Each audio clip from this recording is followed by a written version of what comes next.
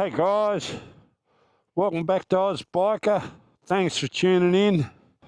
This is the ride now after I've done the oil change myself.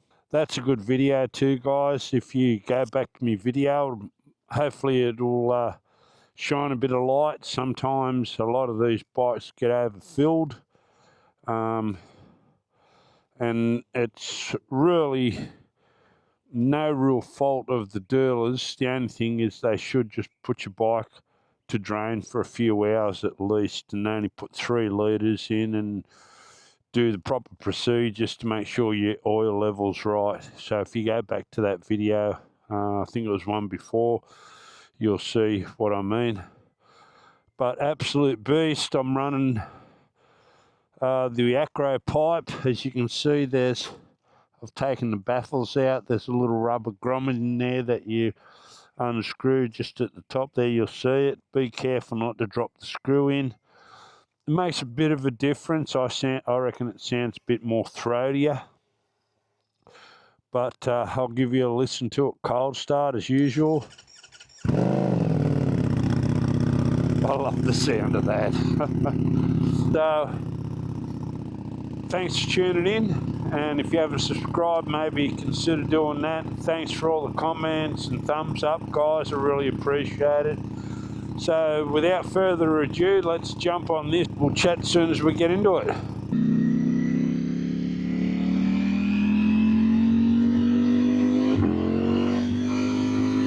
Hey guys, welcome back to Oz Biker. I hope you're all well.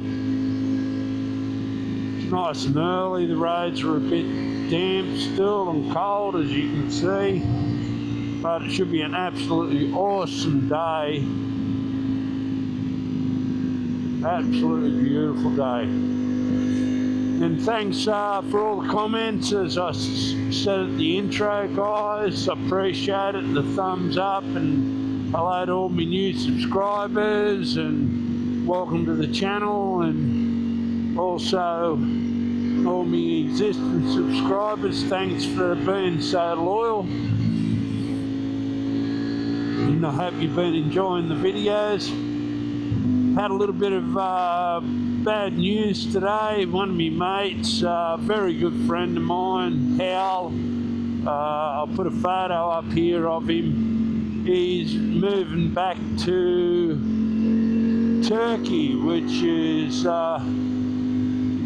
going to be such a bit of a sad day for me in a sense, because you don't realise how good a friend is until they're going, you know what I mean? And it's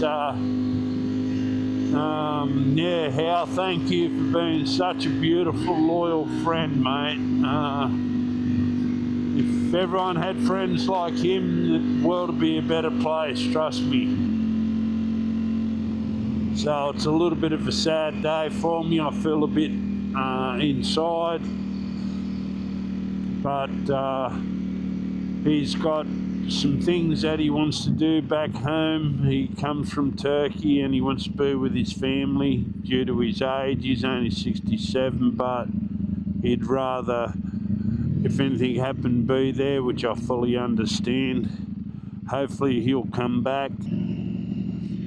Yeah, so thank you, Hal, for being such a beautiful mate, and thank you for always having me back. Enough of that, and there'll be plenty more. I'm sure he'll definitely come back, or I'll go over and visit him. But I had the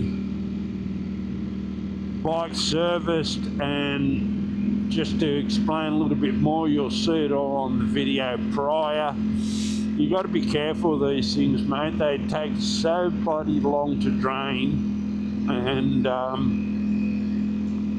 the dealers, one, haven't got the time to have the bike sitting there for hours, but it was still dripping oil 24 hours after, like you'll see in the video.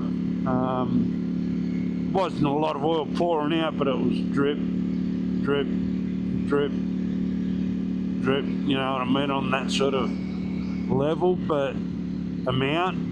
But when it adds up over a while, it adds up a little bit anyhow. I'm just pretty fanatical when it comes to shit like that. And the way I did it, I turned the bike on the angle and turned it over the other way and leaning it on my leg for about 5 minutes and put it up, and then it'd start running again. I did that and I ended up putting in exactly what the manual said, 3.2 litres. I started at 3 litres and then added a little bit, run it, added a bit, let it sit for about an hour, and then read the level, and then added a bit more, run it, and second time added it to exactly 3.2 litres, and it was smack on. Even the 2 days, 3 days after I checked it, it was smack on at that same height to the top mark. So yeah, now I'll ask them if I can do my own oil changes. One thing I will say, this bike, I tell you, really handles. I'm really enjoying the bike. It's a beautiful bike to ride. It's so comfortable. Low down torque this thing's got. It's truly amazing. I really enjoy it. The brake system on it, the Brembo brakes, they're, mate, next level. I tell you, they say like BMW brakes are good. This is better than BMW, I can tell you that right now. The M brakes, definitely better, because I've got both bikes, the double R competition and the single R competition.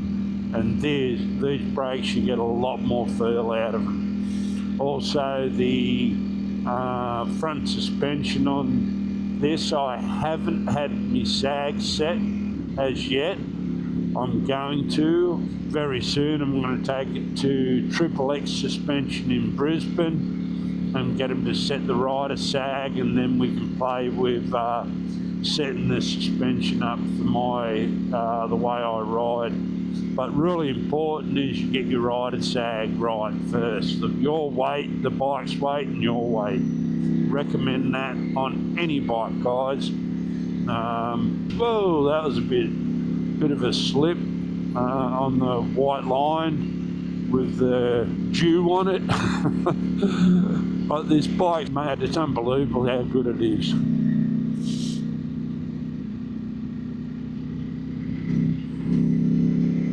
You can see the wetness on the road. You hit the white lines, as everyone knows, they're a little bit greasy.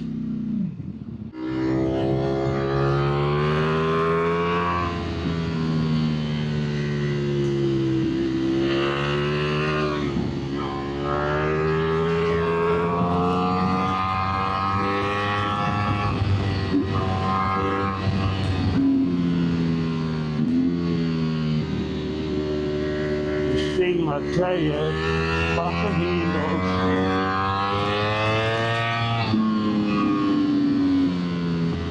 Just still getting used to it.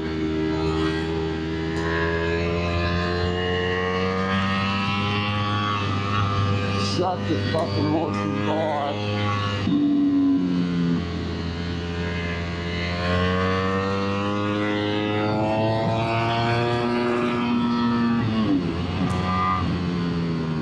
Past with the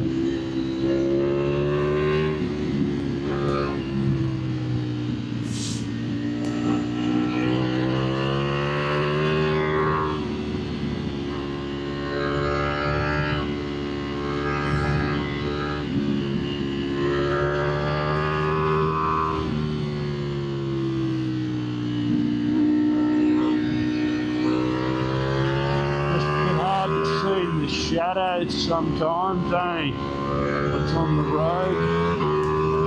I don't know if you've experienced that as well.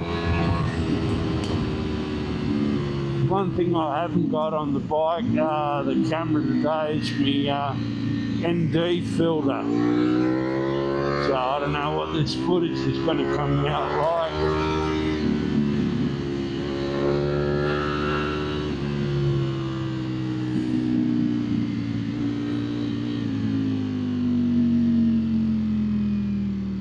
That was a bit of fun.